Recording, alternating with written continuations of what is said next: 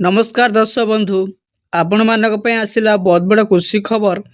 ओडिशा थिबा समस्त वृद्ध विधवा एवं दिव्यांग लोक मानक पई आसिला शुभ खबर। मोहन माझी देले बड़ घोषणा। एही दिन ठारू मिलिबो 3000 टଙ୍କା भत्ता। आसंतु संपूर्ण खबर जानिनबा। ता पूर्वरु चैनल को सब्सक्राइब करनतले सब्सक्राइब करी पाखरतिया बेल बटन को ऑन कर रखंतु। एपरी मधुबाबू पेंशन योजना, पीएम किसान योजना एवं सीएम किसान योजना, सुपुत्र योजना जेकोसी योजना मध्य आम चैनल द्वारा आपण माने सटीक तथ्य जानि पारिबे। चलंतु आ डेरी न करी वीडियोटी आरंभ करवा। वीडियोटी भल लागले गोटे लाइक एवं शेयर निश्चित भाव करंतु। चलंतु आ डेरी न करी वीडियोटी आरंभ करवा।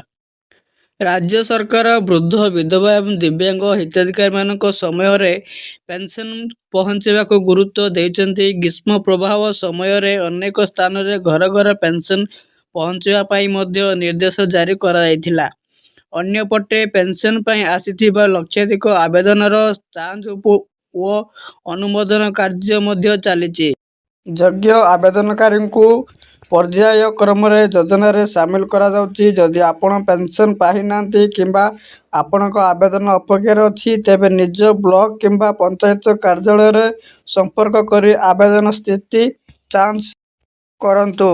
एही योजना संबंधी समस्त सरकारी सूचना ओ नुआ अपडेट पाई सामाजिक सुरक्षा विभाग अधिकृत अपेक्षा रे रहिबो।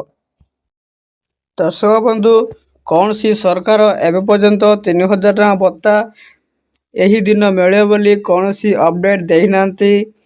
दयाकोरी आपण सोशल मीडिया रे वायरल होतुबा मिथ्या तथ्य गुड़िक आपण माने विश्वास करंतु नहीं। एवं पर्यंत जेकोसी सरकार एवं घोषणा करनांती एही दिन 50 टଙ୍କା मिले बोली। दर्शक बंधु एहीपरी सटीक तथ्य जानिया गले आम चैनल को सब्सक्राइब करी पाखरतिया बेल बटन को ऑन कर रखंतु। वीडियोटी भल लागले गोटे लाइक करी अन्य मान को निश्चित भाव शेयर करंतु। धन्यवाद।